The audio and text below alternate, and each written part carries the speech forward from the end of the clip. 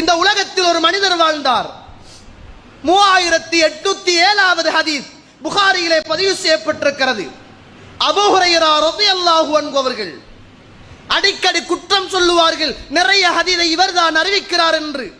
அவர் சொல்கிறார், ஒரு நாள் தாங்க முடியாத பசி, அந்த பசியுடைய நேரத்தில் பசி தாங்க முடியாமல் கல்லை எடுத்து அந்த கல்லில் என்னுடைய வயிற்றை இப்படி அமர்த்திக் கொள்வேன். எப்ப நாங்கள் எல்லாம் அமர்த்தியது? கற்களிலே வயிற்றை வைத்து அமர்த்துவேன், பசி தாங்க முடியாத கொடுமை. சில நேரங்களில் தரையில் படுத்து வயிற்றை அப்படியே தரைக்குள் அமர்த்திக் கொள்வேன், சாப்பாடு கிடையாது. வீதிகளில் நின்று வருபவருக்கும் போபவருக்கும் ஏதாவது எனக்கு ஒரு வசனத்தை படித்து தாருங்கள் என்று கேட்பேன். எனக்கு வசனத்தை படித்து தருவதற்காக பலர் வருவார்கள். என்னுடைய பசியுடைய அகோரத்தை அறிந்தவர் அறிந்து கொள்வார், அறியாதவர் என்னை விட்டு விட்டு போவார். வாய் திறந்து கேட்க மாட்டேன், பசிக்கிறது உணவு தாருங்கள் என்று கேட்க மாட்டேன். ஆனால் ஒரு ஆயத்தை படித்து தாருங்கள் என்று கேட்பேன். அல்லாஹ் மீது ஆணையாக ஆயத் படிப்பது நோக்கம் அல்ல, வயிற்று பசி தாங்க முடியாது, இதுதான் நோக்கம். இப்படியாக என்னுடைய காலங்கள் கடக்கிற போது சிலர் வந்து ஆயத்துக்களை எனக்கு படித்து தருவார்கள். அல்லாஹ் மீது ஆணையாக அந்த ஆயத்துக்களை ஏற்கனவே நான் படித்திருப்பேன். அவர் படித்து தருகின்ற ஆயத்துக்களை, குர்ஆனிய வசனங்களை அவருக்கு முதல் நான் படித்திருப்பேன். ஆனால் அவர் புரிந்து கொள்ள மாட்டார், இவர் பசியில் தான் துடிக்கிறார் என்று புரிந்து கொள்ள மாட்டார்.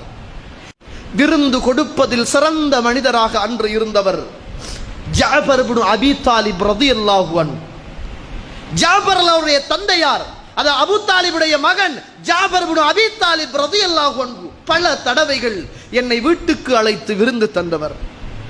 பல தடவைகள் மிஸ்கின்களோடு சரியான இரக்கம் உள்ளவர், அனாதைகளோடு சரியான இரக்கம் உள்ளவர். பல தடவைகள் வீட்டுக்கு போய் உணவு உண்டிருக்கிறேன். என்னை ஒரு நாள் இப்படியான நிலைமையில் கன்று கையோடு பிடித்து கொண்டு வீட்டுக்கு சென்று வீட்டில் என்னை உட்கார வைத்து வீட்டில் ஏதாவது சாப்பாடு இருக்குதா என்று தேடினார். வீட்டில் சாப்பாடு கிடையாது, அவருடைய வீட்டிலும் சாப்பாடு கிடையாது. நெய் வைக்குகின்ற ஒரு பாத்திரம் இருந்தது, நெய், வெறும் நெய் வைக்குகின்ற ஒரு பாத்திரம் இருந்தது, வெண்ணெய். அந்த பாத்திரத்துக்குள்ளும் போய் பார்த்தால் நெய்யும் கிடையாது. அந்த பாத்திரத்தை எடுத்து இரண்டாக பிளந்து எனக்கு முன்னே வைத்தார்.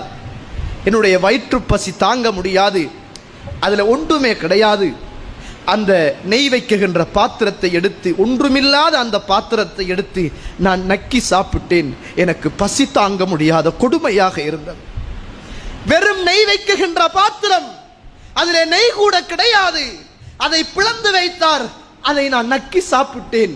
ஆனால் அன்று கூட எனக்கு உணவு கிடையாது என்று அபூ ஹுரைரா ரலியல்லாஹு அவர்கள் அறிவிக்குகின்ற செய்தி புகாரியிலே பதிவு செய்யப்பட்டிருக்கிறது. என்றால் கண்ணியத்துக்குரிய இஸ்லாமிய உறவுகளே, இந்த உலகத்தில் நானும் நீங்களும் வாழுகின்ற வாழ்க்கை ராஜ வாழ்க்கைகள் தோழர்களே.